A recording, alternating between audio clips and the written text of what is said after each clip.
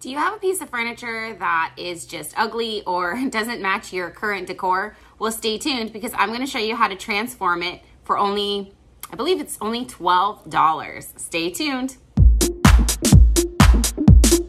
Hello and welcome to my channel. I'm Joelle, the Everyday Avant-Garde, and this is going to be the first of a either 2 or 3 part video series. I haven't decided yet of showing some different ways that I'm tweaking things around my living room to give it a makeover, and all of this stuff is on a budget.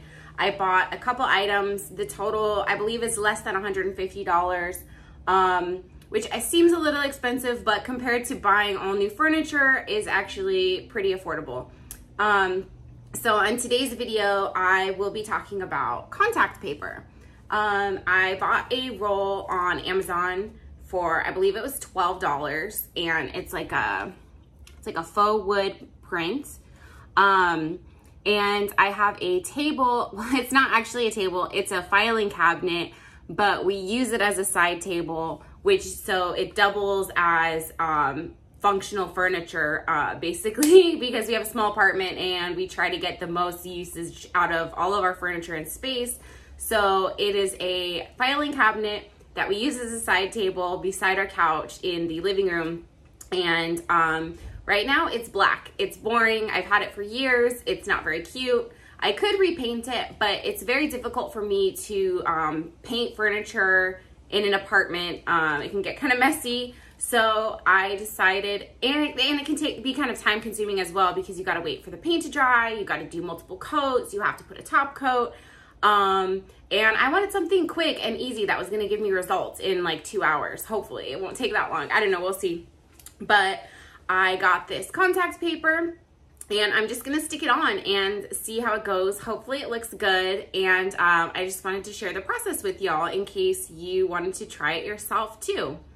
Now, the thing about contact paper, I guess it's kind of a newer thing, like not contact paper, but using it for furniture. I've always used it as a shelf liner in my home. Whenever we move into somewhere new, like my mom would usually buy a roll of this stuff and have me put it all in like the drawers and the cabinets and stuff like that to protect it, especially if you're in a place that hasn't really been like repainted or cleaned very well. It just makes it kind of like fresh, and then when you move out, you just peel it off and it's ready to go. It doesn't damage anything, and it's good for that. But I've been seeing in the past few years people making very creative uses with contact paper. My husband's cousin in her apartment, she found a really good quality one, and they put it all over their kitchen countertops, and it looks kind of like a marble. And it looks really, really good. I don't know what their countertop looked like before, but I'm sure it looks much better now. And it's held up pretty good too. The thing about the contact paper these days, like they come in a variety of thicknesses and patterns.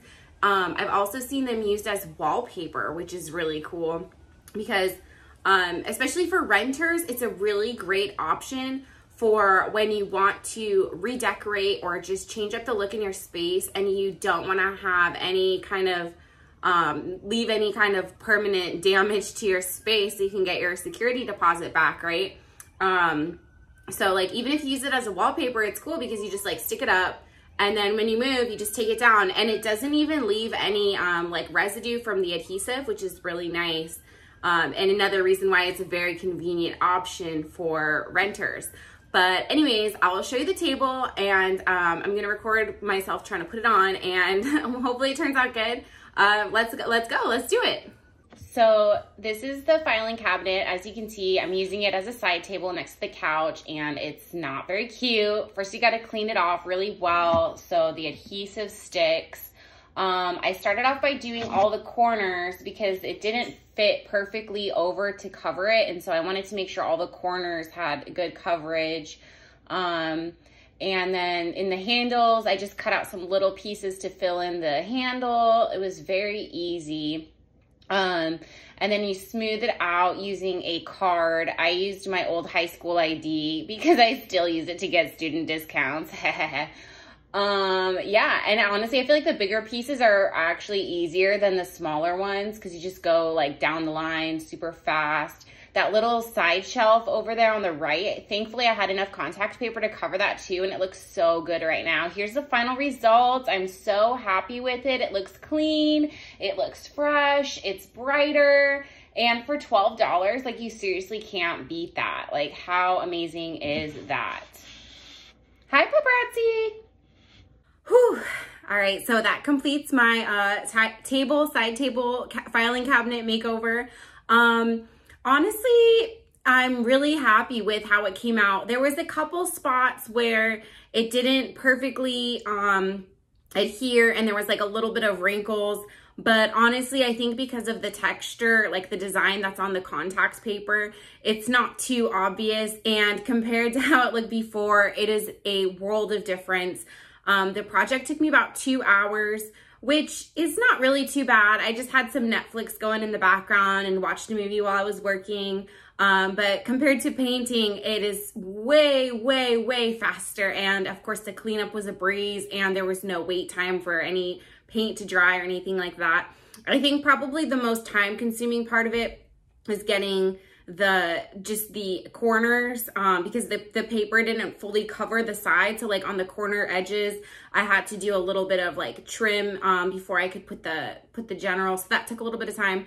But overall, I would say, yeah, 10 out of 10 recommend this as an easy upgrade if you're looking for something to update a piece of furniture.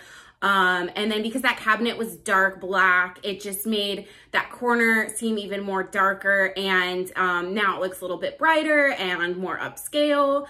And I'm super happy with it. Yeah, so like with the contact paper, like I mentioned, the only con is just that it's kind of tricky to get it perfectly smooth without any bubbles or wrinkles.